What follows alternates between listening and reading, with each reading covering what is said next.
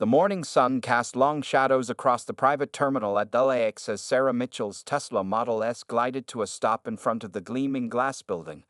At 35 years old, Sarah had already accomplished what many people twice her age could only dream of: building a multi-million-dollar cybersecurity company from scratch.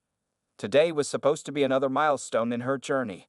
After years of flying commercial, she had finally chartered her first private jet for an important meeting with potential investors in New York. The clock on her dashboard showed 8:15 a.m., perfect timing for her 9 o'clock a.m. departure. Sarah checked her reflection in the rearview mirror, adjusting her crisp white collar that perfectly complemented her navy blue blazer. Her natural hair was styled in neat, professional braids, a style she had chosen to embrace despite previous corporate pressures to conform to more traditional looks. A small smile played on her lips as she remembered how far she had come from her humble beginnings in Detroit. As she stepped out of her car, a young valet rushed forward, his eyes widening slightly at the sight of the luxury vehicle. "Good morning, ma'am," he said, accepting her keys with professional courtesy. Sarah noticed his name tag read Michael and thanked him by name, a habit she had developed to always acknowledge the people others often overlooked. The weight of her designer briefcase felt reassuring in her hand as she walked toward the terminal entrance. Inside were contracts worth potentially $50 million, the result of 6 months of intense negotiations. Her heels clicked confidently against the polished floor, each step representing the thousands of hours she had invested in building Mitchell Cybersecurity from a small startup to an industry leader. Several other passengers were entering the terminal, a mix of business executives and what appeared to be entertainment industry figures. Sarah noticed how they moved through the space with the easy familiarity of people who belonged there. A middle-aged white man in a golf shirt and khakis nodded briefly at her as he passed, probably assuming she was someone's assistant or secretary. She had grown used to such assumptions over the years. The terminal itself was impressive, all chrome, glass, and subtle luxury. Designer furniture dotted the waiting areas, and the air carried the faint scent of expensive leather and fresh coffee. Large windows offered a view of the private jets lined up on the tarmac, their sleek shapes promising swift passages to destinations across the globe. Sarah spotted what she thought might be her chartered Gulfstream G650, a beautiful aircraft that would carry her to New York in style. As she approached the security checkpoint, Sarah pulled out her documentation. Her ID, pilot clearance, and charter papers were all neatly organized in a leather folder. She had triple-checked everything the night before, a habit ingrained from years of having to be twice as prepared as everyone else just to be taken seriously. The morning staff bustled around the terminal, some offering coffee to waiting passengers, others directing people to their designated areas. Sarah noticed how some of them did double takes as she walked past, their expressions ranging from surprise to curiosity. She had seen those looks before, the subtle questioning of whether she belonged in such a space. Her phone buzzed with a message from her assistant Rebecca. "Good luck with the investors. Show them what Mitchell Cybersecurity is made of." Sarah smiled, appreciating the support. Her team had become like family over the years, each of them believing in her vision of creating one of the most innovative cybersecurity firms in the country. As she neared the security desk, Sarah maintained her professional demeanor, the same one that had carried her through countless board meetings and client presentations. Her shoulders were back, her chin held high, the posture of someone who knew their worth. The morning light streaming through the terminal's windows caught the subtle gold threading in her blazer, making it shimmer slightly. Little did she know that this ordinary morning was about to become anything but ordinary. The security guard at the checkpoint had already noticed her approach, and his expression was shifting into something Sarah had seen too many times before. But this time would be different. This time would be the day when everything changed, not just for her, but for many others who would come after her. James Peterson stood at his security post, where he had worked for the past 15 years. His gray uniform was pressed perfectly, and his badge gleamed under the terminal's bright lights. At 52, he took pride in knowing every type of person who typically passed through these exclusive gates. Or at least he thought he did. When he spotted Sarah Mitchell approaching, his face immediately hardened. In his mind, the private terminal was a place for a certain type of person, and despite her expensive clothes and professional appearance, she didn't fit his narrow view of who belonged there. "Excuse me, miss," Peterson called out, his voice carrying across the polished floor. "This is a restricted area. The main terminal is in the other direction." He didn't even bother to look at the documents Sarah was already holding out. Other passengers continued to walk through his checkpoint without any interruption, the credentials receiving only the quickest glances. Two other security guards, Tom Wilson and Maria Rodriguez, watched the scene unfold from their nearby posts. They exchanged uncomfortable glances, having witnessed Peterson's similar behavior before. Maria's hands fidgeted with her radio, debating whether to call their supervisor. "I have all my documentation right here," Sarah replied calmly, her voice steady despite the familiar sting of discrimination. She held out her leather folder containing her ID, flight charter papers, and company credentials. The morning sun streaming through the terminal's windows reflected off her company's CEO badge. Peterson took the documents with exaggerated slowness, making a show of examining each page, his face twisted into an expression of disbelief as he read her title, CEO of Mitchell Cybersecurity. "These need to be verified," he announced, reaching for his phone. Behind him, other passengers continued to stream through with barely a glance at their papers. The terminal's usual morning bustle seemed to quiet around them. A few travelers slowed their pace to watch the scene, some pulling out their phones discreetly. A flight crew preparing to board their plane paused their conversation, their eyes fixed on the unfolding situation. "Is there a problem here?" Sarah asked, her voice clear and professional. She had already noticed how Peterson had waved through 3 other passengers during the time he spent scrutinizing her papers. One of them had barely shown any ID at all. Peterson's face reddened slightly as he realized people were watching. "Protocol," he muttered, though everyone could see there was nothing routine about his behavior. He made a show of calling different numbers, pretending to verify Sarah's credentials while actually calling disconnected extensions. The minutes ticked by. Sarah glanced at her watch. It was now 8:35 a.m. Her flight was scheduled for 9:00 a.m., and she still needed to clear security and reach her gate. The investment meeting in New York was too important to miss. A group of business executives who had witnessed the entire scene started whispering among themselves. One of them, a senior vice president from a well-known tech company, recognized Sarah from a recent industry conference where she had been a keynote speaker. "This is ridiculous," Sarah finally stated, pulling out her phone. "I'm going to record this interaction for my company's legal team." The moment she mentioned legal documentation, Peterson's face changed. The smug superiority in his expression flickered, replaced by a hint of uncertainty. Maria Rodriguez had seen enough. As the only female security supervisor on duty, she had fought her own battles against prejudice in the workplace. She stepped forward from her post, her decision made. The clicking of her boots against the floor drew everyone's attention. Peterson's face told the whole story, from contempt to confusion, then to the dawning realization that his actions wouldn't go unnoticed this time. His hands, still holding Sarah's documents, began to shake slightly. The power he thought he held over the situation was slipping away. The other passengers had formed a small crowd now, their phones recording the scene. Peterson's face had become a canvas of emotions: anger, fear, and the slow recognition that his 15-year career might end because of his own prejudices. The private terminal's peaceful morning had transformed into a moment that would soon make headlines across the country. Maria Rodriguez walked with purpose toward the security checkpoint, her supervisor's badge catching the morning light. With 15 years of experience herself, she had seen enough discrimination to recognize it instantly. As she approached, she could see the sweat beginning to form on Peterson's forehead. "I'll handle this," Maria announced firmly, holding out her hand for Sarah's documents. Peterson hesitated for a moment, his fingers still gripping the papers.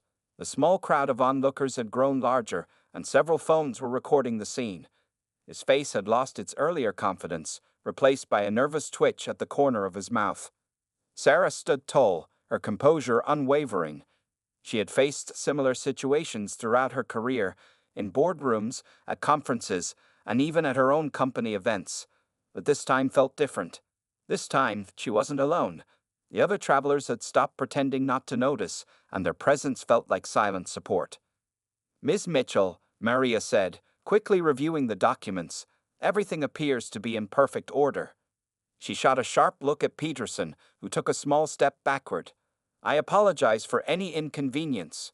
Please, let me escort you to your gate personally." But Sarah wasn't finished.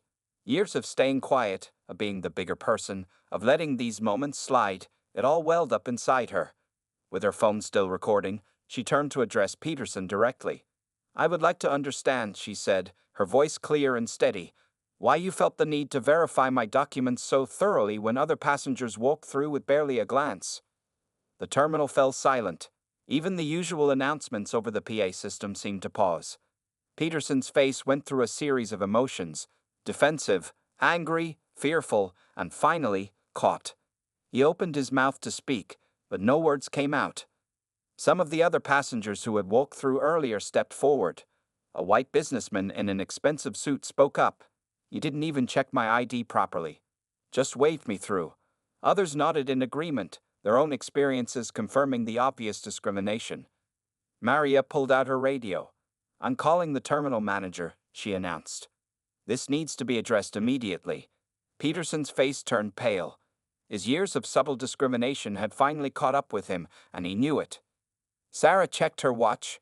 8:45 a.m. Despite the situation, her business mind kept working. She still had a crucial meeting in New York, but this moment was equally important. Her success as a CEO came with responsibility, not just to her company but to others who might face the same treatment. The terminal manager, Robert Chen, arrived quickly. His expression was serious as Maria briefed him on the situation.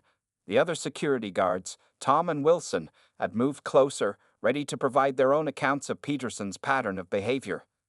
"Ms. Mitchell," Robert said, turning to Sarah, "on behalf of this terminal and our entire organization, I deeply apologize.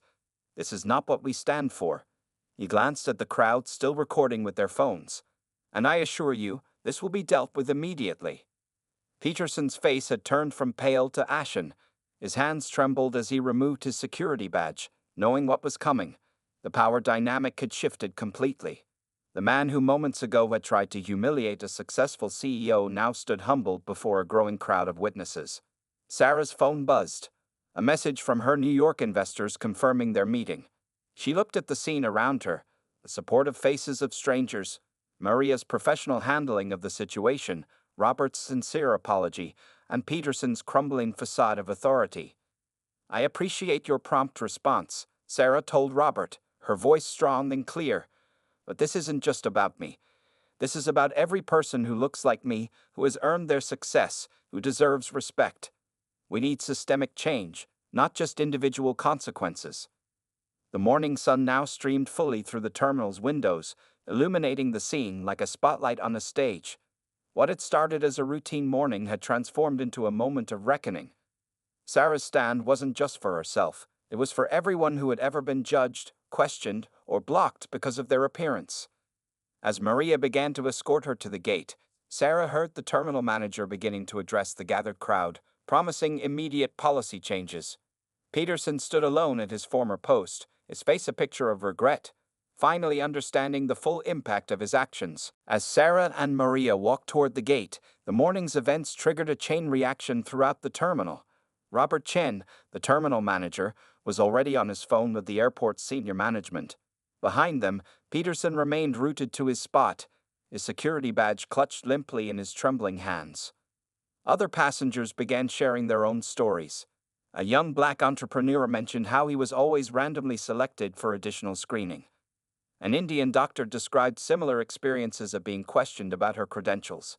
What had started as one incident was quickly unveiling a pattern that had gone unchecked for too long. Sarah's phone hadn't stopped buzzing. The video of her confrontation with Peterson had already made its way to social media. Her assistant Rebecca was sending message after message about news outlets requesting interviews. The hashtag #PrivatTerminal racism was trending locally. "Ms. Mitchell," Maria said as they walked, "I need to tell you something." She looked around to ensure they were out of earshot from others. Peterson has done this before, many times, but passengers usually just put up with it to avoid missing their flights. Her face showed years of suppressed frustration at witnessing such behavior. At that moment, Sarah's investors called from New York. "Take it," Maria encouraged, stepping aside to give her privacy. Sarah answered, expecting to explain why she might be late. Instead, she heard something unexpected. "Ms. Mitchell, we saw the video," the lead investor said. "It's already circulating in our office. We're pushing the meeting to tomorrow. This is more important. Handle it how you need to handle it." The support in his voice was clear and genuine. Back at the security checkpoint, more airport staff were coming forward. A young baggage handler shared how he had seen Peterson turn away a famous black musician just last month, claiming his papers weren't in order. The musician had missed his flight and lost a performance opportunity. The terminal's atmosphere had changed completely. What was usually a quiet space of privilege had become ground zero for an overdue conversation about systemic racism in high-end travel. Security cameras that had witnessed Peterson's behavior over the years were now being checked. Years of footage would tell their own story. Sarah stood at her gate, looking out at the Gulfstream G650 that would take her to New York. Her phone showed dozens of missed calls from major news networks. The video had gone viral, with millions of views already. Her stance against discrimination had struck a chord with people far beyond the airport walls. "Ma'am," a flight attendant approached her. "Your pilot wants you to know we can delay the takeoff if you need to handle things here." The young woman's eyes showed admiration. "What you did back there, many of us have wanted to do that for a long time." Terminal staff were now gathering around Peterson's former post, sharing their experiences. A janitor recalled how Peterson had once questioned a black federal judge, causing her to miss an important court session. A gift shop worker remembered how he routinely followed people of color around the terminal shop, assuming they didn't belong. Robert Chin was now in full crisis management mode. He had called an emergency meeting with all terminal staff. Security cameras were being reviewed, incident reports were being pulled, and years of ignored complaints about Peterson were surfacing. Sarah watched as more cars pulled up to the terminal. Local news vans had already arrived.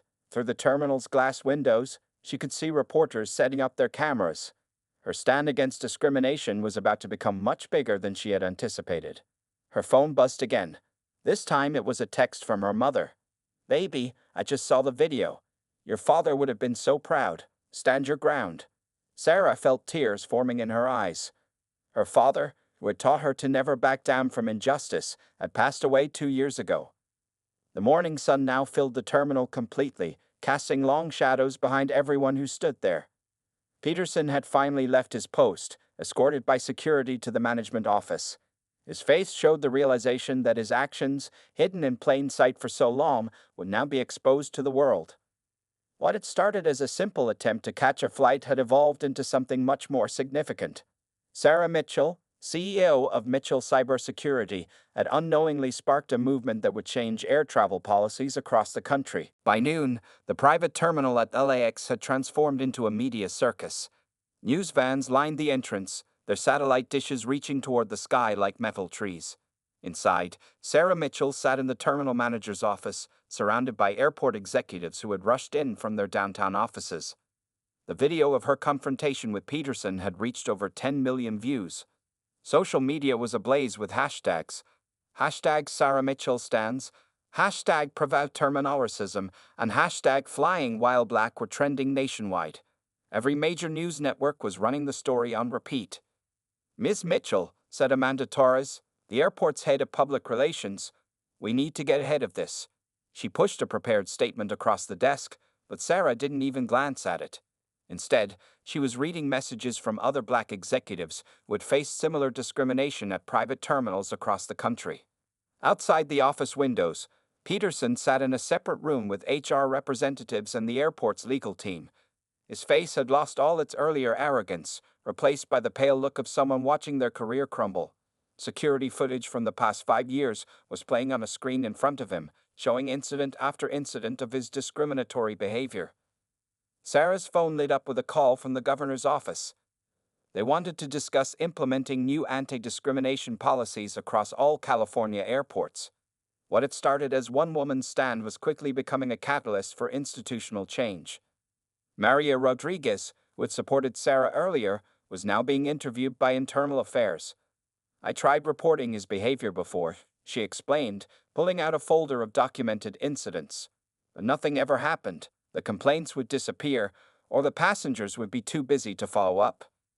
The terminal's regular operations continued around them, but nothing felt normal. Passengers arriving for their flights stopped to shake Sarah's hand. Some shared their own stories of discrimination. A famous black athlete who had experienced similar treatment from Peterson 3 months ago was already on his way to the terminal to add his voice to the growing chorus. Robert Chen, the terminal manager, was facing his own crisis. "We should have caught this years ago," he admitted during an emergency staff meeting. "We need complete retraining of all personnel, new reporting procedures, and better oversight." His face showed the stress of someone realizing how much had happened under his watch. Sarah's executive team at Mitchell Cybersecurity had arrived at the terminal. They brought not just support, but a plan. "We're offering to develop a new AI-based system," her chief technology officer explained to the airport board, "that can track and flag discriminatory patterns in security operations." Peterson's face appeared briefly at his interview room window, looking out at the chaos he had created. Years of unchecked bias and discrimination had finally caught up with him.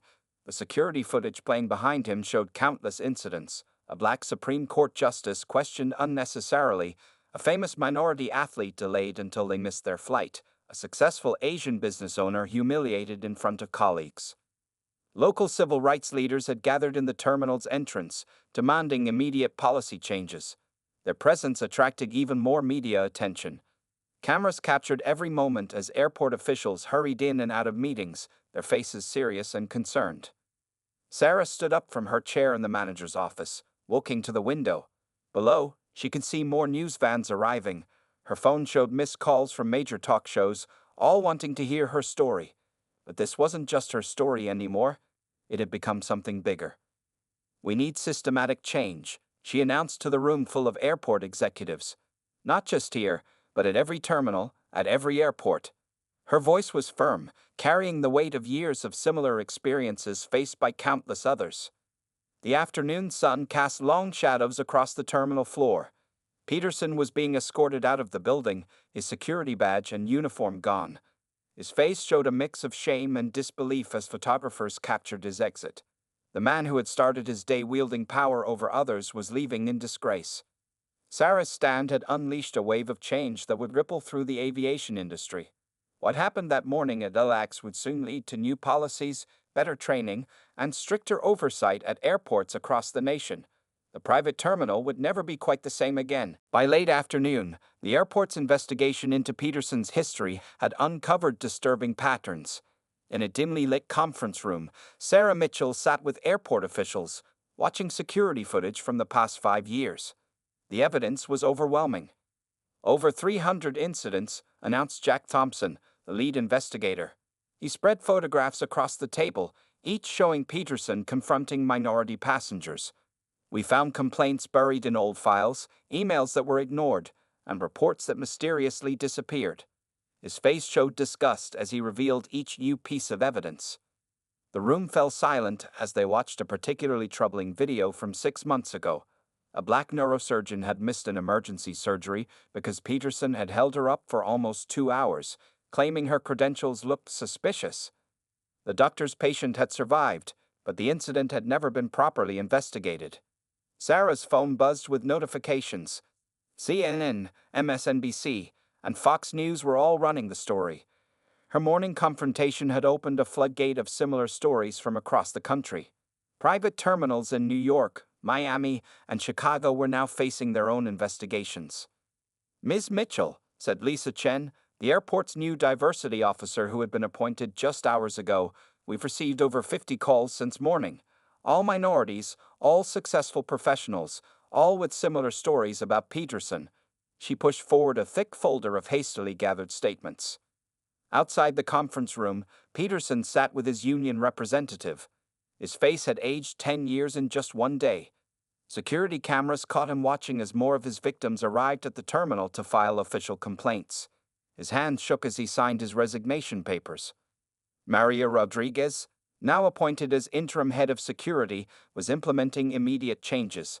"No more solo decisions on passenger verification," she announced to her team.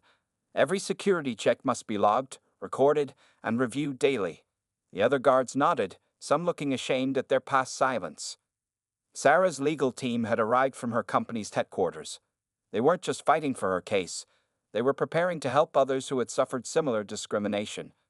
"This is bigger than one incident," Sarah told reporters gathered outside. "This is about changing the system." The airport CEO himself had flown in from a conference in Europe. His face was grim as he reviewed the mounting evidence. "We're establishing a task force," he announced to the press. "We'll examine every complaint, past and present. This ends now." Peterson's personal work computer revealed more troubling information.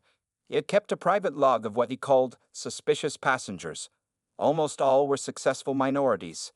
His face crumpled as investigators confronted him with his own detailed records of discrimination. Sarah watched as more familiar faces arrived at the terminal. Tech CEOs, doctors, lawyers, athletes, all minorities, all with stories about Peterson. Some had lost business deals, missed important meetings, or faced public humiliation. Their combined experiences painted a picture of systematic discrimination that had gone unchecked for years. "Look at this," called out an IT specialist, pointing to his screen. They had discovered that Peterson had been sharing his techniques with security guards at other private terminals. His toxic influence had spread beyond LAX, creating a network of discrimination across multiple airports. The afternoon sun cast long shadows through the terminal windows as Sarah prepared for a press conference. Her phone showed messages from civil rights leaders, government officials, and industry executives, all wanting to be part of the change she had sparked. Peterson's face appeared one last time on the terminal's security cameras as he was escorted to his car. The man who had started his day discriminating against a successful black woman was leaving in disgrace, his career destroyed by his own prejudice. "We're not just going to fix this," Sarah announced to the room of airport executives. "We're going to make sure it never happens again." She pulled out her laptop, showing them Mitchell Cybersecurity's new software for tracking and preventing discriminatory behavior in security operations. As evening approached, the terminal had become a symbol of both what was wrong with the system and how it could be fixed. Sarah's stand against discrimination had evolved into a movement for change, exposing years of hidden prejudice and forcing the aviation industry to face its ugly truth. The story was far from over. This was just the beginning of a long-overdue transformation in how private terminals operated. Sarah Mitchell had unknowingly sparked a revolution in air travel, and there was no turning back. 1 week after the incident, the private terminal at LAX looked very different. New signs about equality and respect hung on the walls, and security officers wore body cameras. Sarah Mitchell stood at the same spot where Peterson had tried to block her, but now she was addressing a room full of aviation industry leaders. "Change doesn't come from one incident," she said, her voice carrying across the terminal. "It comes from how we respond to that incident." Behind her, a large screen showed the new security protocols that Mitchell Cybersecurity had developed. Every major airport in the country had signed up to implement them. Maria Rodriguez, now permanently appointed as head of security, led tours showing the terminal's transformation. Security checks were being recorded and reviewed daily. A new app allowed passengers to report discrimination instantly. The old system of unchecked power was gone. Peterson's case had revealed shocking statistics. In the past 5 years, he had delayed or denied entry to over 500 minority passengers. His actions had cost people millions in missed business deals, medical emergencies, and important events. His face appeared in newspapers across the country as a symbol of systemic racism. "Look at this," Maria said, demonstrating the new security system. Every check was now monitored by AI for bias patterns. Multiple officers had to approve any denial of entry. The changes were already showing results. Complaints had dropped to 0 in the first week. Sarah's phone buzzed constantly with updates. Other airports were calling for help implementing similar changes. Her company had created a new division just to handle airport security solutions. What started as a terrible morning had turned into a business opportunity that would help thousands. The terminal's staff had gone through intensive retraining. Tom and Wilson, the guards who had watched Peterson's discrimination in silence, now led sessions about speaking up against bias. Their faces showed the weight of their past silence and their commitment to change. "We found something else," Lisa Chen, the diversity officer, told Sarah during a break. Investigation of Peterson's computer had revealed connections to discriminatory incidents at private terminals across the country. It wasn't just one man. It was a network of prejudice that had infected the entire system. Sarah watched as a group of minority executives walked through security. The new process was smooth, respectful, and professional. No extra questions, no suspicious looks, no hidden prejudice. This was how it should have been all along. The media coverage hadn't stopped. CNN was filming a special report about the changes. From discrimination to transformation, the Sarah Mitchell story would air next week. But Sarah knew it wasn't just her story. It was the story of every person who had faced similar treatment. Peterson had disappeared from public view, but his impact remained. His case had become a teaching tool in aviation security training. Security officers learned how subtle discrimination could destroy lives and careers. His face appeared in training videos as an example of what not to do. Robert Chen, the terminal manager, had kept his job but with conditions. He now reported to a diversity board that monitored all security operations. "We're not just changing rules," he told his staff. "We're changing the culture." His face showed the determination of someone who had learned a hard lesson. Sarah's investors had become her biggest supporters. The meeting in New York had gone perfectly, delayed by just one day. They had doubled their investment, impressed by how she handled the crisis. "You showed real leadership," they told her.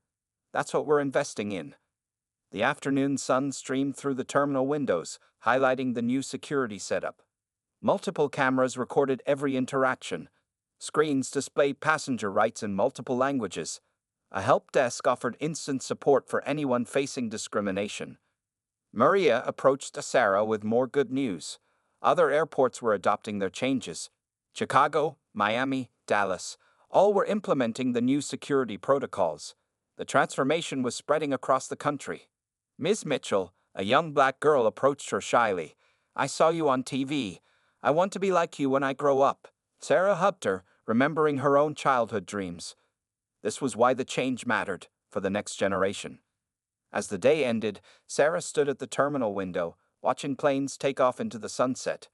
The terminal had become more than just a place for private flights. It had become a symbol of how one person's stand against discrimination could transform an entire industry. 1 month after the incident, Sarah Mitchell stood at the podium in Washington, D.C., addressing a congressional committee on aviation security. The room was packed with lawmakers, industry leaders, and civil rights activists. Her story had grown from a terminal confrontation into a national movement for change. "What happened to me wasn't unique," she told the silent room. "What's unique is that we finally did something about it." Behind her sat dozens of other executives and professionals who had come forward with their own stories of discrimination at private terminals. Their presence made her voice stronger. The changes at LAX had spread across the country. Maria Rodriguez had become a national consultant, helping other airports transform their security operations. Her new training program, Security Without Bias, was now mandatory at every private terminal in America. Peterson's story had taken a surprising turn. After weeks of silence, he had requested a meeting with Sarah. In a small office at LAX, he sat across from her, his face showing months of reflection. "I want to help fix what I broke," he said quietly. Now he traveled to airports, sharing his story as a warning about the cost of discrimination. Sarah's phone lit up with a message from her team. Mitchell Cybersecurity's Airport Security Division had just signed its 100th contract. Their AI-based monitoring system was becoming the industry standard. What started as a response to discrimination had become a revolutionary change in aviation security. The young black girl who had approached Sarah at the terminal a month ago was now in the newspaper. Inspired by Sarah's story, she had started a school project about aviation careers. Her face beamed from the front page, sitting in a pilot's seat during a career day event sponsored by Sarah's foundation. "Look at these numbers," Lisa Chen presented to the congressional committee. Incident reports of discrimination at private terminals had dropped by 90% nationwide. The new systems were working. Every security check was monitored, recorded, and reviewed. Transparency had replaced suspicion. Maria appeared on national television, explaining the transformation. "We didn't just change rules," she said. "We changed minds." The cameras showed the new LAX terminal operations, diverse security teams, clear procedures, and a culture of respect that had replaced the old system of unchecked power. Sarah watched as a group of minority executives walked through the terminal. A year ago, each of them might have faced Peterson's discrimination. Now they moved through security smoothly, treated with the same respect as every other passenger. This was normal now. This was how it should be. The terminal itself had become a model for others. Glass walls had replaced solid barriers at security checkpoints, making every interaction visible. Help phones with direct lines to passenger advocacy groups stood ready. The space felt open, welcoming, professional. Robert Chen had kept his promise about changing the culture. The terminal's staff now reflected the diversity of the city it served. Regular training sessions, clear reporting procedures, and zero tolerance for bias had created a new standard in aviation security. Sarah's mother sat in the congressional gallery, tears in her eyes as she watched her daughter speak. "Your father would be so proud," she had whispered earlier. Sarah felt his presence as she described how one morning of discrimination had led to a month of transformation and a future of change. The afternoon sun streamed through the committee room windows as Sarah concluded her testimony.